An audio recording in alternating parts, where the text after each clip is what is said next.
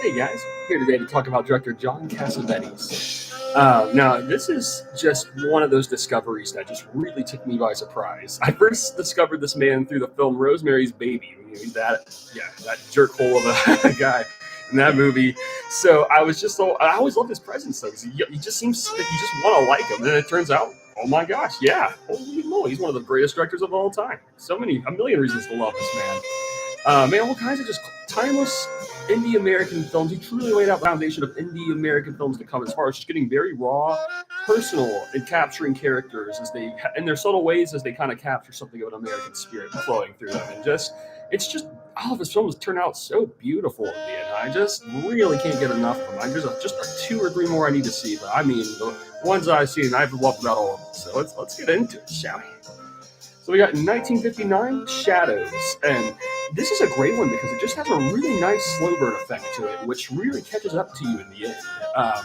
I really like how slow paced it is in moments, but it's just that overall impact just really lingers timelessly. I think the way I describe that overall impact is that you just end up loving every character in the end, even if you don't feel like you may not in moments, and you're just really unsure of what's going on for a lot of times. But once you just hang out with like certain people, you're just like, hey, that was charming. You see a charm to it all. I think that's what Cassavetes was often out for. Just the subtle ways of charisma in people when it seems like there's nothing to like, like he's kind of trying to find something to like, in a lot of these kind of characters through this film. And honestly, this is just such a captivating time period because we're just right in New York City, kind of just right at the bridge between the 50s era of jazz and the 70s era of like the punk scene. And I just am so fascinated by how different those two eras of New York City are. I mean, we're just so far on opposite ends of the spectrum, and this is kind of capturing a middle bridge, something of an earlier part of a bridge, showing how much jazz is influencing the culture, and you can just really feel this kind of jazz-like momentum in every frame of the film. I think Cassavetes had a very natural jazz element to him, much in ways of directors like Robert Altman. And just really was ultimately looking to get you in a way that's very raw and in the moment. Like, it's just crazy to me that nearly this entire film was running on improvisation. I think that really adds an extra layer of just wonder and fascination about the overall experience, because it really does feel like just a very personal project. Like there's something here that's just dying to be said, and it's being said, and it's like you literally are in the momentum of a joyful time getting to say what you've always wanted to say, kind of thing. So it's really a beautiful film.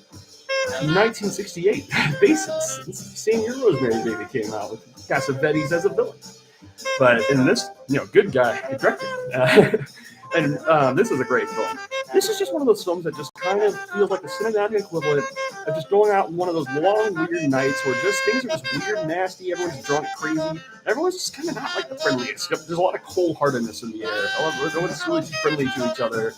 And then you kind of wake up in the morning just like, what? It's almost just like ends up being something kind of surreal that sticks with you in a certain way. But even if you didn't enjoy it, you still have something of a story that's lingering in your subconscious still. It's like kind of exposed to something that, isn't appealing, but you ultimately come out that they're good way. This is like a film version that explores a lot of that. It's like ugliness in man.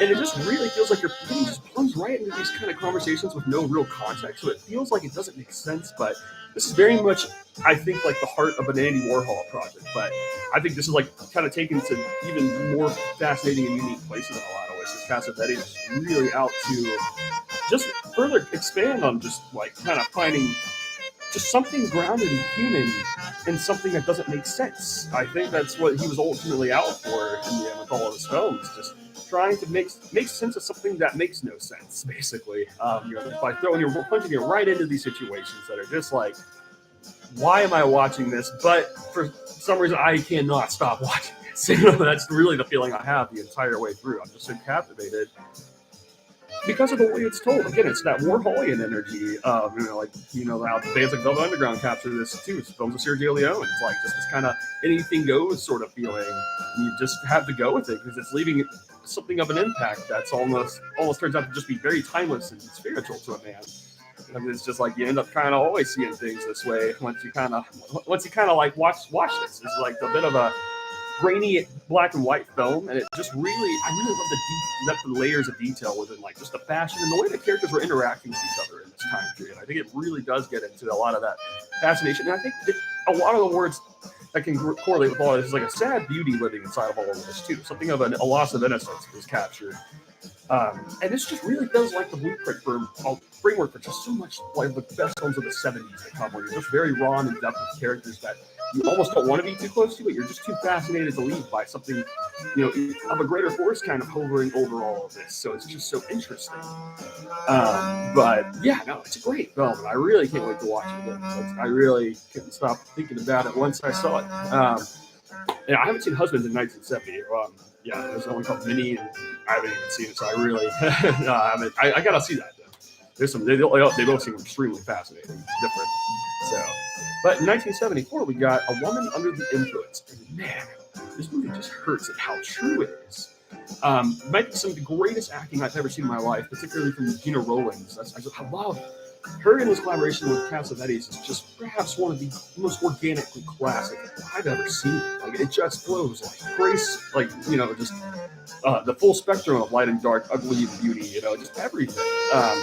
And of course, Peter Falk is also incredible in this. He's a very confused man, who seems very tormented, but because you can tell he's ultimately a good, meaning guy, but he just gets easily very confused in social situations, and that ends up hurting Gina Rowland's character. She ends up feeling completely isolated and misunderstood by everyone around her. So she just kind of ends up having to walk around with a lot of pain in her heart. There's just something so passionate and explosive about the way this is all portrayed. Her character, Mabel Longetti. She's just always a character who just has love, pure love and enthusiasm living in her heart. But she just might express it in ways that are going to seem a little off kilter from the social norms. People are naturally going to judge it, be skeptical, and make her kind of question herself in ways that she doesn't need to question herself. And it's like, you can tell that her husband Nick ultimately understands her, but you can just tell that she's just very confused by like social interactions where she's acting out of the norm and then everyone else is acting kind of normal. And it's like he just wants to almost explain, like, why can't you be normal kind of thing? But, oh gosh, yeah, that's ugly. It's like, I didn't love it, didn't you love me for who I was? Be my best self, kind of thing. But this is just a film about how Mabel just slowly gets trapped into a box to this just really ugly scenario as it gradually unfolds. It really is like, I think it's fascinating, like psychological horror, like in a way, but it's not at the same time. I think that's the thing about Cassavetes. I think all of his films are dramas in the end, but they honestly kind of start to feel like something else a little bit because he just gets into such deep layers. And this just almost has the feeling of psychological horror because literally, this is one of my biggest phobias ever. Just being stuck in a box and literally feeling like you can't get out, you can't breathe, you can't have, I guess, just, flexibility to have let your mind wander. There's a real tragedy living in that if you're just this kind of person. This is just out to explore humanity in its raw state. It's very humane. This is an extreme cautionary tale. Just, take it easy on some eccentrics, come on. If you really love us, come on. Don't let us make us feel weird in social situations like that, because that kind of kills it all. That's what causes that could potentially cause a downward spiral for all. But this is also a cautionary tale for eccentric people as well. You have that kind of mind in the first place where you find your happiness through, perhaps it seems off kilter in the society. I think it's completely harmless and innocent inside and out, and you express that. But you have to be careful who gets access to that sometimes, because in this case, it turns out like there's a forgiving and understanding. I think this portrays a very beautiful angle, all of that. But I definitely want to take all of all this and just in the first place, just be careful, because this is what can happen. This is so realistic to me that. It's taking notes simply. Cassavetes is quite ingenious for making this film. The way that it just leaves a timeless impact that hurts. It's not an easy film to rewatch, truly. It reminds me of watching Lars von Trier's Dancer in the Dark, where it just hurts so much. I can't stop watching and thinking about it, or I can't stop thinking about it, really. I honestly will skim around, watch scenes, but overall, it is just a very, very, that's one every few years. It's an absolute necessity, but it hurts really bad. It's important. In 1976, we got Killing of a Chinese Bookie. And this is just one of the weirdest films I've ever seen that I ultimately really like. It actually grows on me the more I think about it, because it has such a fascinating flow and atmosphere living inside all of it. It's one of those things where it feels like it's a bit of about the most aimless story, but it really is just all about atmosphere, breathing moments of characters. You don't need to know what's going on exactly. Just kind of feel out every frame and every moment, and let that atmosphere wash over you, because then once the story kind of does get in the gear, it's really, really interesting, actually. This is just a very one of a kind in how it's paced. I think the film that reminded me the most was something like Inherent Vice. I think that film helped me acquire a film like this, because you just kind of adapt to this just loose, like, sort of like there's a story going on, but it's not about the story. It's just about everything around it, really. You know, this is just one of those where you just kind of look at it that way, and it really does wash over something completely original and unique. And this is just a director I really love. I really love Cassavetes and what he does with this. This is like a very unique and organically unique take on the crime genre, which is just something I think he did really, really well. And then in 1977, we have Opening Night. This is perfect. I feel like Cassavetes laid out this framework of Woman Under the Influence, like a really dark framework for just being trapped in a box. And this is almost like a tale of somebody who's out of the box, but now, like, she's still like trapped in there's still something of a psychological scar that is holding her back from being, her best self. And this is a film that really just gets into what it is to be in such a complicated place. I think that this presents one of the most complicated scenarios imaginable, truthfully, which is, it's like, imagine you're famous, you're successful, you're doing your thing, but just imagine just the stress of just everyone else around you, literally, like a fan dies, so this literally, just freezes her up, which is just, whenever you watch this, it makes so much sense why that would be like that. And that's why I think, the chase and fame for anything that requires, potential, you're going to be a celebrity kind of thing is just, it can be very intimidating for these kind of reasons, on the celebrity stand. Because it is a stress of just the fan base, could be there's just so much stress. So this is a film that really gets into the depth of all of this. The entire film, we got same actress, so it's just perfect. Gina Rollins. It kind of just shows what it feels like whenever she just doesn't know what to do with herself. There's just so much anxiety living in this film, and I think that it's just really amazing how naturally it can explore that. You're somebody who just never can really break out of her torment, to a point where it questions, does that harness the art process, or is it making it better in the long run, kind of thing, or is that the point? Shouldn't she be, a lot of the ways she's, it really is a film that kind of shows the humane side of she just needs to kind of take care of her own mental state. There's a lot of compassion living in all of that, and I think that's just really beautiful how natural Cassavetes captures all of that. And you just, there's always a lot of fears too that still come along, just being misunderstood, being trapped. That alone get you trapped in a box when someone you care about just you feel doesn't completely feel you, or completely doesn't get you in a lot of ways. But there's just so many interesting characters in this too, along the side.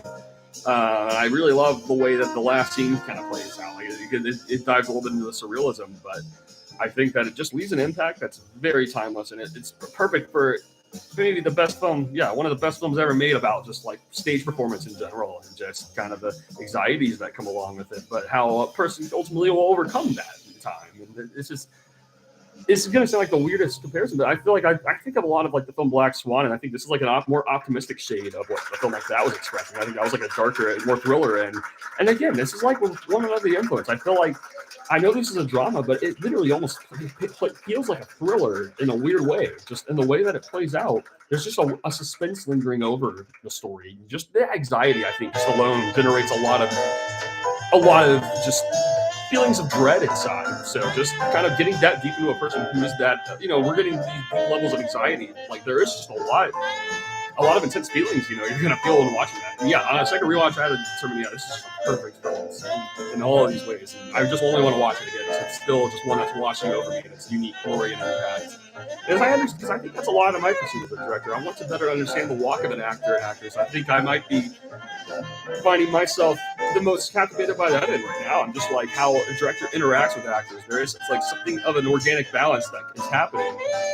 And you want to, I think directors are usually looking for actors where you can just feel a balance that just happens. I mean, you're literally having a mental architecture going on, where you're just building something massive. I mentioned that you want your audience to see the most massive end of this kind of philosophical triangle as it's building up.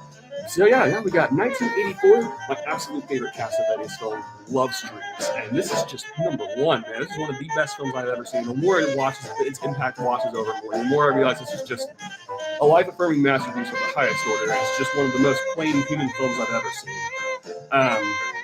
I believe, yes, this is the film I think Cassavetes was building up to his entire career, and his kind of foundation of human interaction, anxiety, loneliness, misunderstanding, and the dark side, light and dark side of all that in a lot of ways. But this is kind of just showing, people complete state of freedom, but they haven't, siblings that just haven't seen each other in a very, very, very long time. So just kind of what it is like once they're together. There's like these complicated emotions that can arise. Just like you just want to feel love, but you're also very easy to reject that love, or it won't. There's just something too dark. You get older and you just kind of see things as like a little bit more in terms of darkness. So you don't necessarily want to share the love all the time, even though you want to feel it inside. Because that's your innocence, in a lot of ways. But they find an understanding through this. I think that's what's really beautiful. There's a timeless understanding between these two, and they have a bond that will forever reign. And perhaps a lot of this is because I'm an only child, so I never really had like a sister, figure really growing up too much. I kind of have one now, I'd say, in a very loose kind of way. But this is just one of those films that kind of captures just what that feels like. Just have any just something up like that. There's just a good person out there that just really gets you from the inside and out. I think that's the most beautiful thing ever, and I think that a man truly can love that, in a lot of ways, because you can see that there's something modest in it. I think that modesty lies in just like I think finding something of an understanding whenever you don't really get anything around you just don't, but then you see, okay, you kind of see another person in their own way, a different kind of way. Maybe they don't either. So, but you kind of meet an understanding when you see that, hey, nobody really knows in the end. Let's just kind of get to the core essence and let's just make the most of what we have while we have it. And I'm a firm believer that I think holding on to the memories, the preservance of memories, and the way you use them is the best part. And that's always been my favorite part in a lot of ways. But you do need to build those memories too, and the foundation of that comes from those kind of interactions with people, and the special people you meet along the way.